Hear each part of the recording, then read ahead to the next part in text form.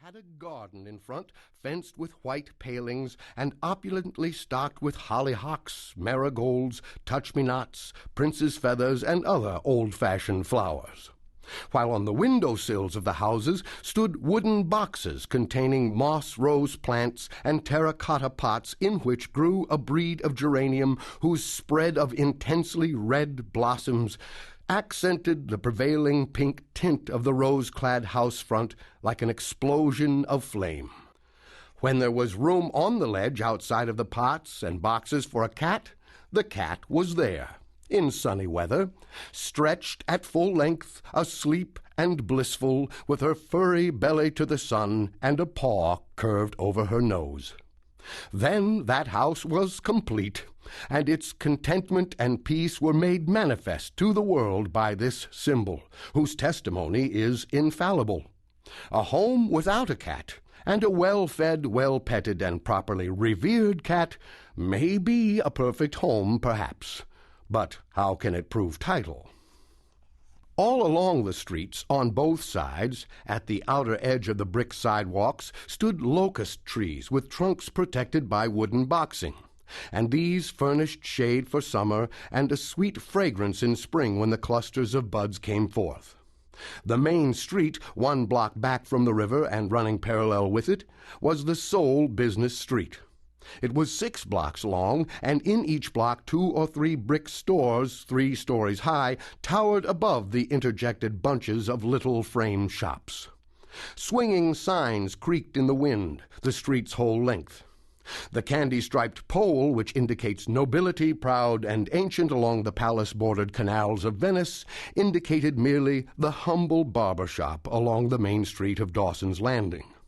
On a chief corner stood a lofty, unpainted pole, wreathed from top to bottom with tin pots and pans and cups, the chief tinmonger's noisy notice to the world, when the wind blew, that his shop was on hand for business at that corner.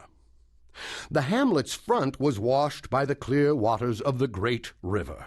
Its body stretched itself rearward up a gentle incline. Its most rearward border fringed itself out and scattered its houses about the base line of the hills. The hills rose high, enclosing the town in a half-moon curve, clothed with forests from foot to summit. Steamboats passed up and down every hour or so. Those belonging to the little Cairo line and the little Memphis line always stopped. The big Orleans liners stopped for hails only or to land passengers or freight. And this was the case also with the great flotilla of transients. These latter came out of a dozen rivers, the Illinois, the Missouri, the Upper Mississippi, the Ohio, the Monongahela, the Tennessee, the Red River, the White River, and so on, and were bound every whither and stocked with every imaginable comfort or necessity which the Mississippi's communities could want, from the frosty falls of St. Anthony down through 9 climates to torrid New Orleans. Dawson's Landing was a slave-holding town with a rich slave-worked grain and pork country back of it. The town was sleepy and comfortable and contented. It was 50 years old and was growing slowly. Very slowly, in fact, but still it was growing. The chief citizen was York Lester Driscoll, about 40 years old, judge of the county court. He was very proud of his old Virginian ancestry, and in his hospitalities and his rather formal and stately manners, he kept up its traditions. He was fine and just and generous. To be a gentleman without stain or blemish, was his only religion, and to it he was always faithful. He was respected, esteemed, and beloved by all the community. He was well off and was gradually adding to his store. He and his wife were very nearly happy, but not quite, for they had no children. The longing for the treasure of a child had grown stronger and stronger as the years slipped away, but the blessing never came, and was never to come. With this pair lived the judge's widowed sister, Mrs. Rachel Pratt, and she also was childless and sorrowful for that reason, and not to be comforted. The women were good and commonplace people, and did their duty and had their reward in clear consciences and the community's approbation. They were Presbyterian. The judge was a freethinker. Pembroke Howard, lawyer and bachelor, aged about 40, was another old Virginian grandee with proved descent from the first families. He was a fine, brave, majestic creature, a gentleman according to the nicest requirements of the Virginia rule, a devoted Presbyterian, an authority on the code, and a man always courteously ready to stand up before you in the field if any act or word of his had seemed doubtful or suspicious to you, and explain it with any weapons you might prefer from brad-awls to artillery. He was very popular with the people, and was the judge's dearest friend. Then there was Colonel Cecil Burleigh Essex, another FFV of formidable caliber. However, with him we have no concern. Percy Northumberland Driscoll, brother to the judge and younger than he by 5 years, was a married man, and had children around his hearthstone, but they were attacked in detail by measles, croup, and scarlet fever, and this had given the doctor a chance with his effective antediluvian methods, so the cradles were empty.